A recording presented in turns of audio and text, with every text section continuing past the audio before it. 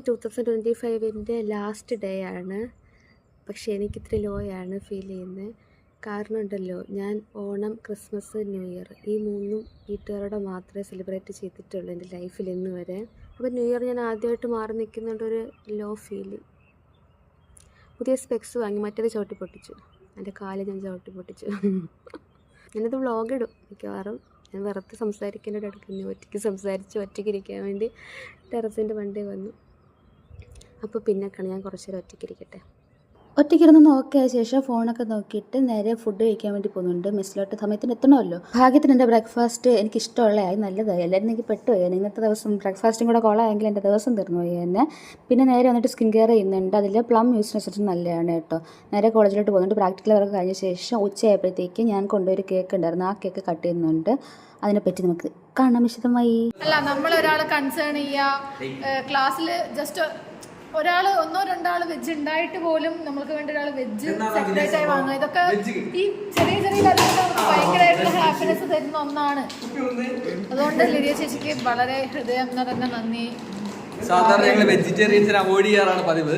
പക്ഷേ ലിഡിയോട് വളരെ നന്ദിയുണ്ട്. ഇതുപോലെ വെജ് കേക്ക് സ്പെഷ്യലായിട്ട് കഷ്ടപ്പെട്ട് ആ തിരുവനന്തപുരം മുഴുവൻ തെണ്ടി നടന്നിട്ട് മേടിച്ചോണ്ട് വന്നതിൽ.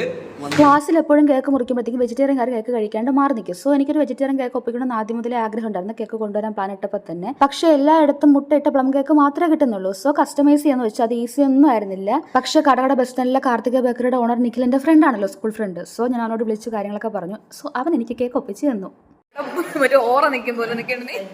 നല്ല കേക്ക് കഴിച്ച ശേഷം നേരെ മെസ്സിലോട്ട് പോകുന്നുണ്ട് ഉച്ചത്തെ ഫുഡ് കഴിക്കാനായിട്ട്. ബട്ട് അവിടുത്തെ ചോറും കൂട്ടാനും എനിക്ക് ഇഷ്ടമല്ല. ചോറ് ഇഷ്ടമാണ്, പക്ഷെ കൂട്ടാൻ ഇഷ്ടമല്ല. സോ ഞാൻ രാവിലത്തെ ബ്രേക്ക്ഫാസ്റ്റ് ബാക്കി ഇടണ്ടായിരുന്നു, അതിനെടുത്ത് കഴിച്ചു.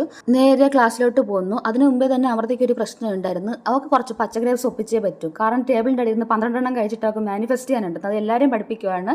അമൃത തന്നെ കൊണ്ടുവന്നിട്ടുള്ള പാലക്കാടൻ മാങ്ങ, നമ്മൾ മൂവാണ്ടൻ മാങ്ങ കഴിക്കുകയാണ്. നന്ദന ചിപ്സ് കൊണ്ടുവന്നിട്ടുണ്ടായിരുന്നു, അത് കഴിക്കുന്നുണ്ട് ഇടയ്ക്ക്. ഈ മാങ്ങ നമ്മൾ പിന്നെ ഉപ്പുമുളക് പൊടിയൊക്കെ ഇട്ട് കഴിക്കത്തില്ലേ, പണ്ടത്തെ നൊസ്റ്റാൾജിയ, അത് നമ്മൾ ട്രൈ ചെയ്യുകയാണ്. ഇതിൻ്റെ ഇടയിൽ മാം വന്നു. പിന്നെ ഇത് ശ്രുതി. നമ്മൾ ഈ മാങ്ങ കഴിച്ചുകൊണ്ടിരുന്നപ്പോൾ തന്നെ മാം വന്നു. എൻ്റെ കയ്യിൽ മുളക് പൊടിയൊക്കെ ഇരിക്കുന്നു. ഞാൻ ഇതും കൊണ്ട് ഇങ്ങനെ തുടച്ച് റെഡി ആയിട്ട് ക്ലാസ്സിൽ ഇരിക്കുക. എനിക്ക് പേടിയായിരുന്നു. ഞാൻ മുഖത്ത് വെച്ച് പിടിക്കുന്നു. എൻ്റെ ഒരു കയ്യിലിരിപ്പിൽ അതൊക്കെ ഞാൻ ചെയ്യലുണ്ട്. ഭാഗ്യത്തിന് അങ്ങനെ സംഭവിച്ചില്ല. പിന്നെ മാം പോയ ശേഷം വീണ്ടും വന്ന് ബാക്കി നമ്മൾ മാങ്ങ കഴിക്കൽ തുടരുന്നുണ്ട്. ഇത് യുവമോർച്ചയുടെ സംസ്ഥാന വൈസ് പ്രസിഡന്റോ അങ്ങനെ എന്തോ ആണ്. എനിക്കിങ്ങനെയുള്ള കാര്യങ്ങൾ അധികം ഓർമ്മയിരിക്കില്ല, ഞാൻ ഓർത്ത് വെക്കാറില്ല. സംഭവം ഷാരം കൊണ്ടുവന്ന പ്ലം കേക്കാണ്. ഇൻസുവിൻ്റെ ബർത്ത്ഡേ തലേന്നായിരുന്നു. അതുകൊണ്ട് നമ്മൾ അതിനുള്ള കേക്കായിട്ട് മുറിക്കും. നമ്മുടെ ആസ്ഥാന കേക്ക് കട്ടറാണ്. അവൻ കറക്റ്റായിട്ട് കേക്ക് കട്ട് ചെയ്ത് എല്ലാവർക്കും കിട്ടുന്ന രീതിയിലാക്കും. പക്ഷേ വേറെ കട്ട് ചെയ്ത് അവൻ കുറ്റവും പറയും. ഇത് അഖിലിൻ്റെ പേജിലെ കാര്യങ്ങൾ കാണിക്കുമായിരുന്നു. ഇതാണ് കേക്ക് കൊണ്ടുവന്ന ഷാരോണ്. ഞാൻ അവൻ തൂക്കുന്ന വീഡിയോ എടുക്കുന്നതുകൊണ്ട് കുറ്റം പറയുന്നതാണ്. പക്ഷേ ഞാൻ മൈൻഡ് ചെയ്തില്ല, ഞാൻ ഷൂട്ട് ചെയ്യും. അത് കഴിഞ്ഞിട്ട് നമ്മൾ സരിത ചേച്ചിയുടെ കാറിൽ ഹോസ്റ്റലിന് മുമ്പിൽ വന്ന് ഇറങ്ങുന്നുണ്ട്. നടക്കാൻ ഭയങ്കര മടിയായിട്ടാണ്. പിന്നെ ഇതാണ് നമ്മുടെ ലൈബ്രറി ആയിട്ട്. ഞാൻ ഇടയ്ക്ക് 1-2 വട്ടമൊക്കെ അങ്ങോട്ട് കയറിയിട്ടുണ്ട്, അധികം കയറിയിട്ടില്ല. വലിയ പ്രൊസീജിയറാണ്. എനിക്ക് എൻ്റെ സ്മെല്ല് അത്ര ഇഷ്ടമല്ല, അതാണ് മെയിൻ കാര്യം. പിന്നെ വന്നിട്ട് കുളിക്കുന്നുണ്ട്. കുളിച്ച് റെഡിയായിട്ട് ഞാൻ തുള്ളിച്ചാടി നിൽക്കുന്ന വേറൊന്നുമല്ല. എനിക്കൊരു എള്ളു പൊടി നട്ട്സൊക്കെ ഇട്ടുള്ള കാര്യം എനിക്ക് ശ്രുതി തന്നിട്ടുണ്ട് തലേന്ന്. അന്ന് എന്നെ വിളിച്ചപ്പോഴത്തേക്ക് എനിക്ക് അത്ര കഴിക്കണമെന്നില്ലായിരുന്നു. പക്ഷേ കഴിച്ചപ്പോഴത്തേക്ക് നല്ല ഇഷ്ടമായി. ഇതൊരു ഓയിൻമെൻറ്റ്. ഈ ഓയിൻമെൻറ്റിൽ ഞാൻ കുറച്ചാലും മുമ്പ് ജീവിച്ചത്. എനിക്ക് അത്ര നടുവേനായിരുന്നു, ഭയങ്കര നടുവേനായിരുന്നു എൻ്റെ അമ്മേ. ഇത് ഈ പൊടിയില്ലേ, ഈ പൊടി ഞാൻ കഴിക്കുന്നുണ്ട്. ഇവരുടെ ഹോസ്റ്റലിലോട്ട് പോകും കേട്ടോ. എന്നിട്ട് ഈ പൊടിയും പിന്നെ അവലും ശർക്കരയും തേങ്ങ ഇട്ട് വരട്ടിയതും കൂടെ മിക്സ് ചെയ്ത് കഴിക്കുന്നുണ്ട്. അവലും ശർക്കരയും തേങ്ങയൊക്കെ കൊണ്ടുവന്നത് നമ്മുടെ അമൃത, ഈ പൊടി കൊണ്ടുവന്നത് ശ്രുതി, അത് കഴിക്കുന്നുണ്ട്. അപ്പോൾ എനിക്ക് പൊടി നല്ലോണം ഇഷ്ടമായി. അതിനുശേഷം നമ്മൾ റെഡി ആയത് വേറൊന്നുമല്ല, ബേക്കൽ ബീച്ച് പോകാനാണ്. ഇനിയിപ്പോൾ എൻ്റെ കൈ മുഴുവൻ അതിൽ തന്നെ.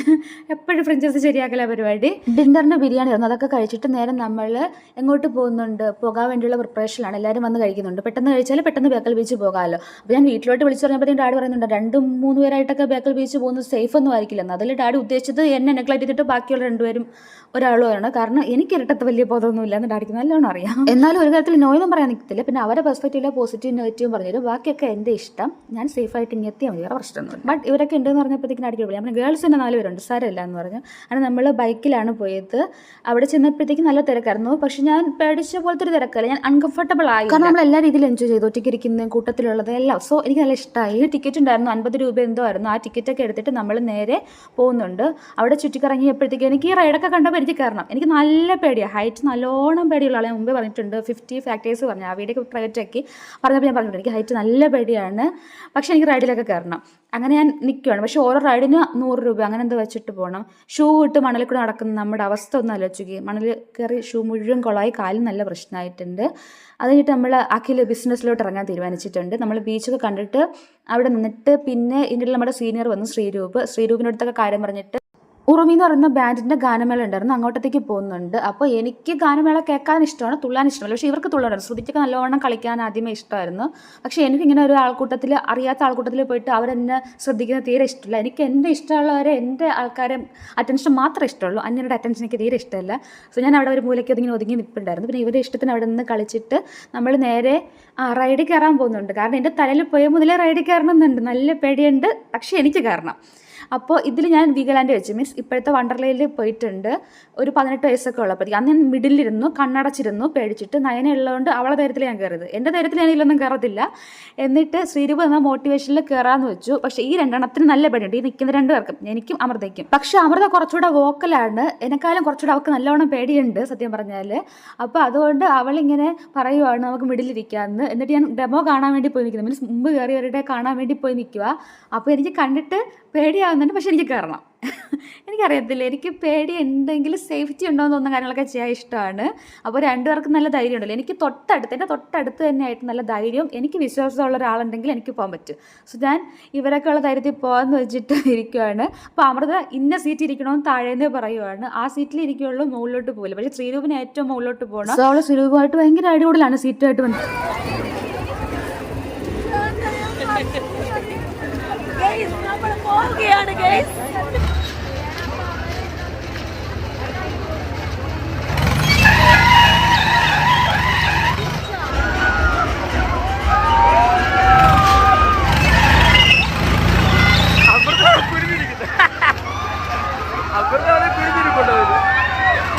ആ ചെക്ക് ഷർട്ട് കണ്ടില്ല ഞാനിരിക്കുന്നത്. അപ്പോൾ മുകളിലെത്തുമ്പോൾ എനിക്കൊരു ആന്തൽ വന്നു, പക്ഷേ കുഴപ്പമില്ല.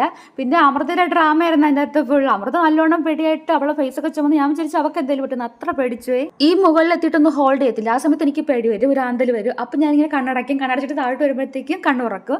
സോ എനിക്ക് നല്ല ഇഷ്ടമായി, ഞാൻ ഹാപ്പിയായി. ഇന്നത്തെ ദിവസം നല്ലോണം ഹാപ്പിയായി. ഇതോടെ അവിടെ നിന്ന് അത്രയും പേടിച്ചിട്ട് താഴെ ഇറങ്ങി വന്നിട്ട് എങ്ങനെയുണ്ടെന്ന് വെച്ചാൽ പറയില്ല, നല്ല രസമുണ്ടായിരുന്നു. ഫുൾ കുനിഞ്ഞിരിക്കുമായിരുന്നു, എൻ്റെ മടിയിൽ കെട്ടിപ്പിടിച്ചിട്ട് കിടന്നിട്ട് ദൈവത്തിനെ വിളിക്കും. അപ്പം വെളിയിൽ നോക്കുന്നവർക്ക് ഇവള് കിടക്കുന്നേ കാണാം, വേറെ ഒന്നും കണ്ടുകൂടാ. സന്തോഷം.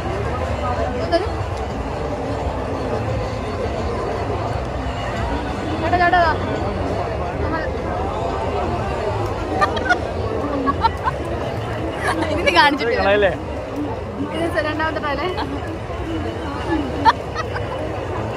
ഞാൻ ആദ്യം ബീച്ചിൻ്റെ സൈഡിൽ പോയി ചില്ല് ചെയ്തിരിക്കാന്ന് പറഞ്ഞിട്ടാണ് ഇവിടെ വരുന്നത്. ബട്ട് പിന്നെ റൈഡ് കണ്ടപ്പോഴത്തേക്ക് എൻ്റെ പ്രയോറിറ്റി നേരെ ചേഞ്ച് ചെയ്തിട്ട് റൈഡായി. പിന്നെ റൈഡിൽ കയറി ഹാപ്പിയായി. ഇനി ബീച്ചിൻ്റെ സൈഡിൽ എല്ലാവരും കൂടെ വന്നിരിക്കുന്നുണ്ട്. അപ്പോൾ 2025 ഉണ്ടാക്കുവാണ് അഖിൽ അവിടെ നിന്ന്.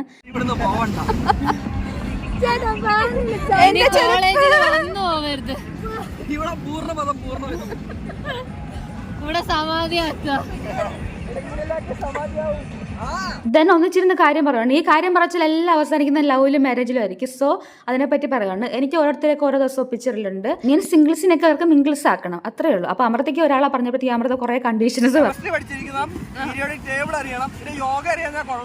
വെജിറ്റേറിയൻ ആയിരിക്കണം.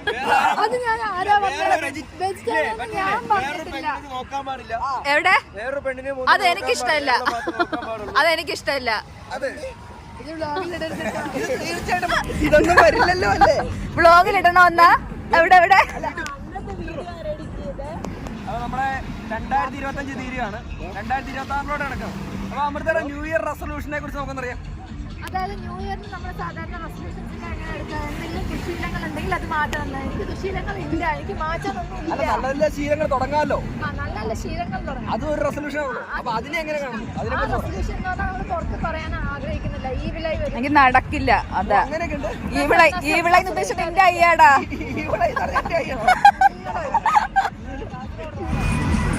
ന്യൂ ഇയർ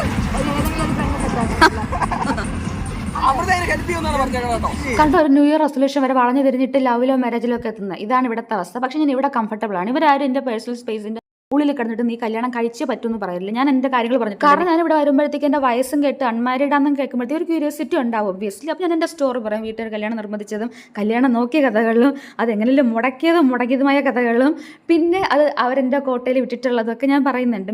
അപ്പോൾ ഞാൻ നോക്കിയാൽ മാത്രമേ നടക്കത്തുള്ളൂ എന്നുള്ള കാര്യമൊക്കെ പറയുന്നുണ്ട്. അപ്പോൾ ഇവർ അതിനുശേഷം പിന്നെ എൻ്റെ പേഴ്സണൽ സ്പേസിൽ കയറാനോ ഒന്നിനും വന്നിട്ടില്ല. എൻ്റെ ചില ചുറ്റുമുള്ള ബന്ധുക്കളെ നാട്ടുകാരെയും പോലെ. Happy new year. എവിടെ ന്യൂ ഇയർ ഒന്നും ആയില്ല. ന്യൂ ഇയർ കൗണ്ട് ഡൗൺ ആയപ്പോഴത്തേക്കും തന്നെ ഇങ്ങനെ പടക്കം പൊട്ടിച്ചിട്ടുണ്ടായിരുന്നു. സോ ഞാൻ അവിടെ പോയിട്ട് അത് നോക്കി നിൽക്കുന്നുണ്ട്. എനിക്കത് ഇഷ്ടമാണ് കാണാനായിട്ട്, എവിടെ നിന്നുള്ള ആയാലും. ഹാപ്പി ന്യൂ ഇയർ എല്ലാവർക്കും. Happy new year. Happy new year. Happy new year എല്ലാവർക്കും. Happy new year. Happy new year. Happy new year. Happy new year. എവിടെ ഹാപ്പി ന്യൂ ഇയർ. അടുത്ത പാട്ട് വിടും. വേറെ പാട്ട്. പാട്ട് പാടൽ റൈഡിൽ കയറിയ കഥകളും ഒക്കെ ആയിട്ട് നമ്മളിങ്ങനെ നടന്നു വരുന്നുണ്ട്. തിരിച്ചു വരുന്നതാണ് കേട്ടോ. എന്ത് കിട്ടും നിനക്ക് റൈഡിൽ കയറിയിട്ട്? നമ്മൾ കണ്ണടച്ചിരുന്നാലും നമ്മളല്ല നീ കണ്ണടച്ചിരുന്നേ. കണ്ണടച്ചിരുന്നാലും മുകളിലേക്ക് നമ്മൾ കയറുന്നില്ലേ? മുകളിലേക്ക് നമശിവായ നമശിവായ നമശിവായ എന്നെ പിടിച്ച് വലിച്ചു മുറുക്കുന്നു. ഞാൻ വിളിച്ച് കൊച്ചിനൊന്നും പറ്റിയെന്ന്. അത്രയും പ്രശ്നം റഷ് കിട്ടിയിട്ട് അത്ര ഇങ്ങനെ ദൈവത്തിന് ഇരിക്കാൻ സമ്മതിക്കുന്നില്ല. നമുക്ക് ആ സാധനം ആ എഫക്റ്റ് കിട്ടുന്നുണ്ട്. ഓവറായിട്ട് മേടിക്കണ്ടെന്ന് വെച്ച് ജസ്റ്റ് എക്സ്പ്രഷൻ ഇട്ടില്ലെന്നുള്ളൂ. അവിടെ കണ്ണടച്ചിരുന്നു. ഓവറായിട്ട് പഠിക്കണമെന്ന് ഓ നമശിവായ നമശിവായ എന്ന് പറഞ്ഞു. 101 അത് ഫുള്ളായിരുന്നു. ആക്ച്വലി നമ്മൾ അവൾ പഠിക്കുന്നുണ്ടാല് റൈഡിനെക്കാളും കൂടുതൽ അവളെ ഓർത്ത് പഠിക്കുക. അതായിരുന്നു അവസ്ഥ. അത്രയ്ക്ക് അവളെ ദൈവത്തിനെ വിളിച്ചിട്ടുണ്ട്. ഹോസ്റ്റലിൽ എത്തിയപ്പോൾ ലേറ്റായി വന്നിട്ട് കുളിച്ചിട്ട് കിടന്നിറങ്ങുന്നുണ്ട്.